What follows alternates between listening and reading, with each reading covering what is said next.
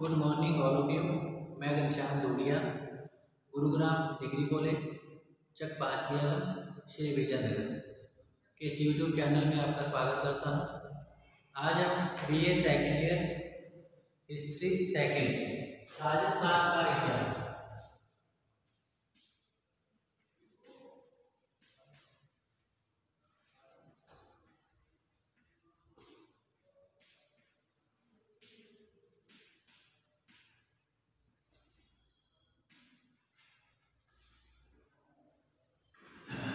इसके अंतर्गत आज का जो हमारा टॉपिक रहेगा वह है कालीबंगा की सभ्यता। कालीबंगा जो कि हनुमानगढ़ जिले में है।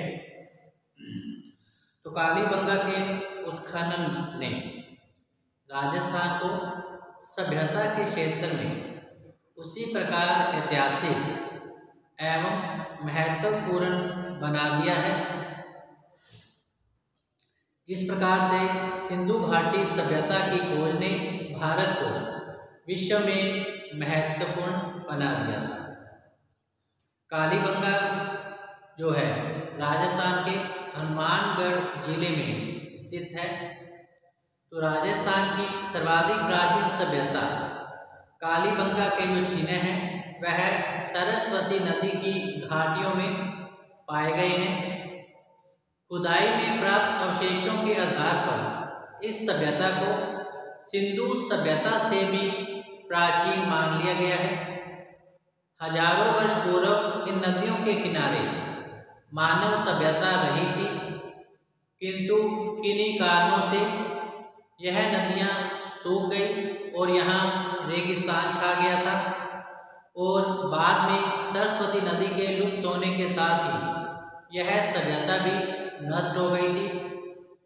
इन नदियों के कांटे में सर्वाधिक जो महत्वपूर्ण स्थान है वह है कालीबंगा, जो कि हनुमानगढ़ जिले में स्थित है। तो कालीबंगा सभ्यता की प्रमुख विशेषताएं। तो कालीबंगा सभ्यता की प्रमुख विशेषताओं के अंतर्गत फर्स्ट है 5 स्तरों की खुदाई का जो कार्य किया गया था। तो भारत सरकार के पुरातत्व विभाग ने कालीबंगा की खुदाई का जो कार्य है कई चरणों में किया।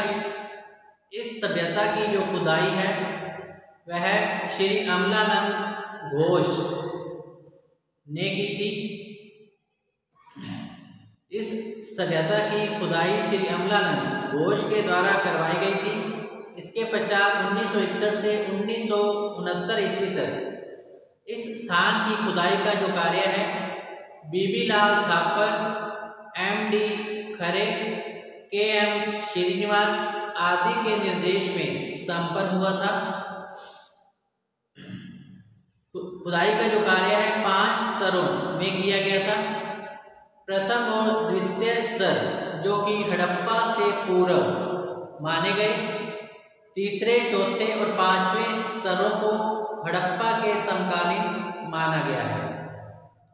तो खुदाई से प्राप्त सामग्री के आधार पर यह कह सकते हैं कि प्रस्तर धातु काल में विश्व की अनेक सभ्यताओं की भांति राजस्थान में भी एक श्रेष्ठ सभ्यता का विकास उस समय हो चुका था। यदि हड़प्पा और मोहनजोदड़ो को सिंधु घाटी सभ्यता की 2 राजधानियां माना जाए तो कालीबंगा को भी सरस्वती सभ्यता का एक मुख्य केंद्र माना जा सकता है। नंबर 1 है प्रारंभिक स्तर की खुदाई और मुख्य विशेषताएं। प्रारंभिक स्तरों की खुदाई और कालीबंगा सभ्यता की मुख्य विशेषताएं। इसके अंतर्गत फर्स्ट है प्राचीन एवं उच्च कोटि की सभ्यता। नंबर 2 विशिष्ट शैली की सभ्यता। 3 नंबर है निश्चित नगर निर्माण योजना। 4 नंबर कच्चे और व्यवस्थित मकान। 5 नंबर स्वास्थ्य एवं सफाई के प्रति सचेत। 6 नंबर है चूल्हों का प्रयोग और नेक्स्ट है नालियों का प्रयोग। तो प्रारंभिक स्तरों की खुदाई और कालीबंगा की विशेषताएं।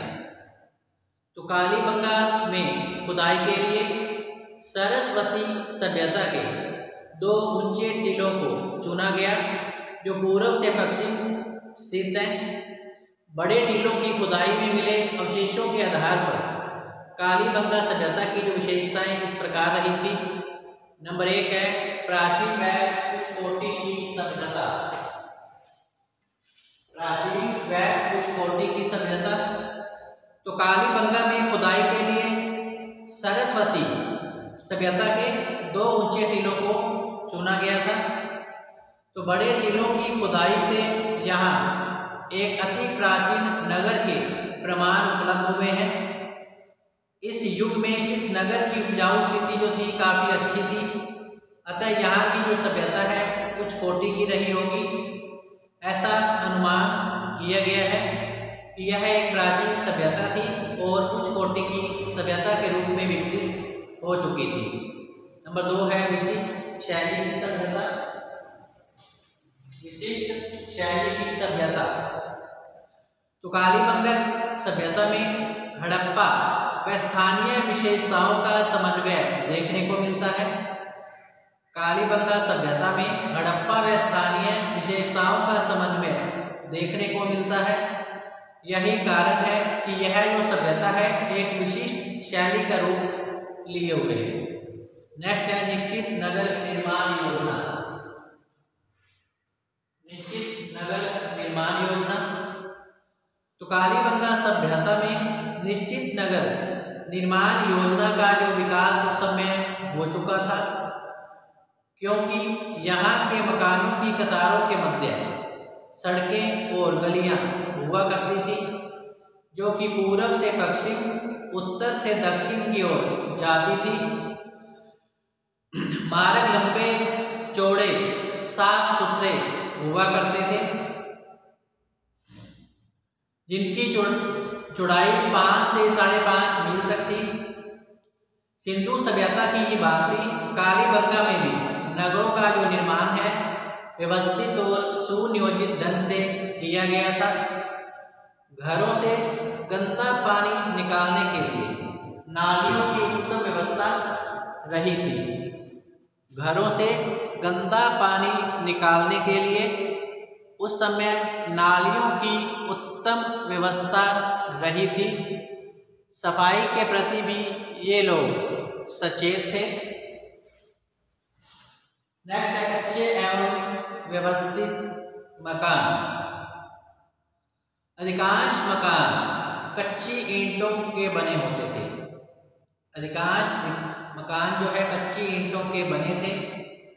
कच्ची ईंटों की चिकनाई के बाद गारे से उस पर प्लास्टर कर दिया जाता था। मकानों में प्राय 4-5 बड़े कमरे और कुछ छोटे कमरे होते थे। प्रवेश द्वार पर 2 चबूतरे बने होते थे। फर्श को मिट्टी से लेप दिया जाता था। 1-2 कमरों के फर्श जो है पक्की मिट्टी के, पक्की ईंटों के भी पाए गए हैं। मकानों की छतों को लकड़ी की बल्लियों का, मकानों की छतों को ढकने के लिए लकड़ी की बल्लियों का प्रयोग जो उस समय किया जाता था। छत मिट्टी गारे से तैयार की जाती थी और चढ़ने के लिए सीढ़ियाँ भी बनी हुई थी। इस प्रकार अधिकांश मकान जो थे उस समय कच्ची ईंटों के बने थे। कच्ची ईंटों की चिकनाई के बाद उस पर गारे का प्लास्टर कर दिया जाता था। मकानों में 4-5 बड़े कमरे, कुछ छोटे कमरे भी होते थे। फर्श को चिकनी मिट्टी से लेप दिया जाता था। 1-2 कमरों के फर्श जो है पक्की ईंटों के भी पाए गए हैं। मकानों की छतों में लकड़ी की बल्लियों का प्रयोग किया जाता था। छत मिट्टी के गारे से तैयार की जाती थी और छत पर चढ़ने के लिए सीढ़ियाँ भी बनी हुई थी। नेक्स्ट है सफाई, स्वास्थ्य एवं सफाई के प्रति सचेत। स्वास्थ्य एवं सफाई के प्रति सचेत। इस सभ्यता के जो लोग थे अर्थात कालीबंगा सभ्यता के जो लोग थे स्वास्थ्य और सफाई सफाई के प्रति सचेत थे अर्थात जागरूक थे, क्योंकि यहाँ जो है गंदा पानी निकालने के लिए नालियों की उत्तम व्यवस्था थी। समय समय पर सड़कों और नालियों की सफाई भी की जाती थी। कूड़ा करकट फेंकने के लिए सड़कों पर कचरा पात्र रखे गए थे। कूड़ा करकट फेंकने के लिए सड़कों पर कचरा पात्र रखे गए थे। तो ऐसा अनुमान लगाया जा सकता है कि कालीबंगा सभ्यता के जो लोग थे स्वास्थ्य और सफाई के प्रति सचेत रहते थे। सड़कें साफ सुथरी थी। गंदा पानी निकालने के लिए नालियों की उत्तम व्यवस्था उस समय उपलब्ध थी।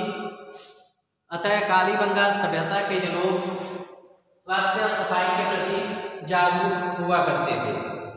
नेक्स्ट है चूल्हों का प्रयोग। नेक्स्ट है चूल्हों का प्रयोग।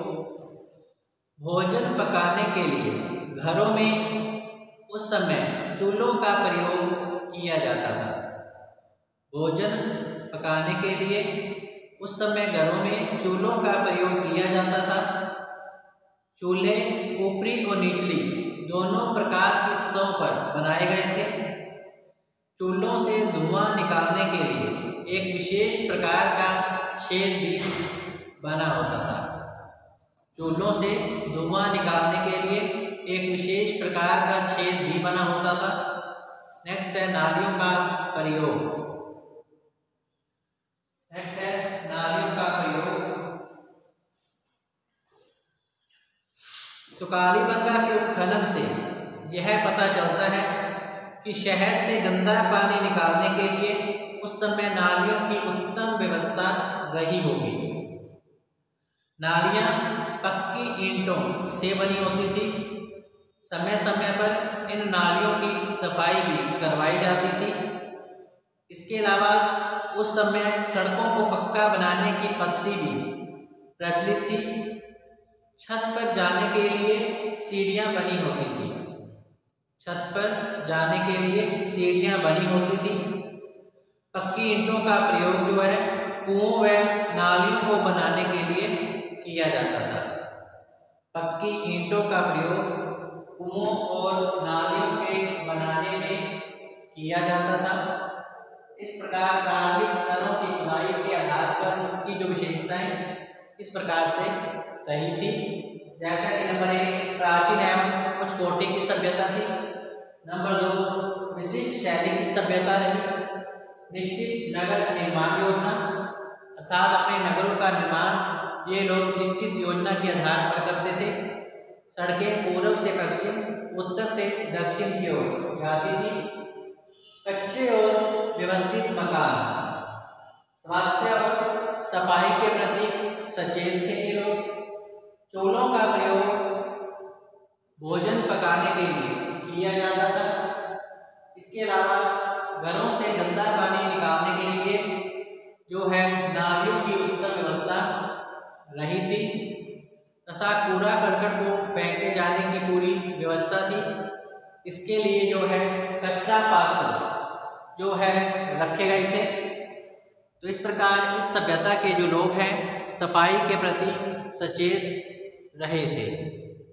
आइए अब हम देखते हैं अंतिम स्तरों की खुदाई और सभ्यता की प्रमुख विशेषताएं। प्रारंभिक स्तरों की खुदाई के पश्चात अंतिम स्तरों की खुदाई और कालीबंगा सभ्यता की प्रमुख विशेषताएं। तो खुदाई में प्राप्त जो मकान है, नंबर 1 है खुदाई में प्राप्त जो मकान है कच्ची ईंटों के बने हैं। अंतिम स्तरों की खुदाई के अनुसार इस सभ्यता की विशेषताएं इस प्रकार थी। जैसा कि खुदाई में प्राप्त मकान जो है कच्ची ईंटों के बने हुए थे। 2 नंबर है मकानों की दीवारें प्रारंभिक स्तरों की भांति। मकानों की दीवारें प्रारंभिक स्तरों की भांति उत्तर से दक्षिण या पूर्व से पश्चिम की ओर नहीं है। मकानों की दीवारें प्रारंभिक स्तरों की भांति उत्तर से दक्षिण या पूर्व से पश्चिम की ओर नहीं है। इस काल के जो बर्तन है अपेक्षाकृत कम कलात्मक है तथा कम ठोस है। इस काल के बर्तन अपेक्षाकृत कम कलात्मक है व कम ठोस है। 4 नंबर है इस काल के बर्तन जो है पतले व हल्के होते थे। बर्तन पतले व हल्के हुआ करते थे। मिट्टी के बर्तन के अवशेष कालीबंगा की खुदाई के दौरान प्राप्त किए गए हैं, जिनके आधार पर कह सकते हैं कि ये जो बर्तन थे हल्के और पतले होते थे। इन्हें चाक पर बनाया जाता था। इन बर्तनों का रंग लाल था।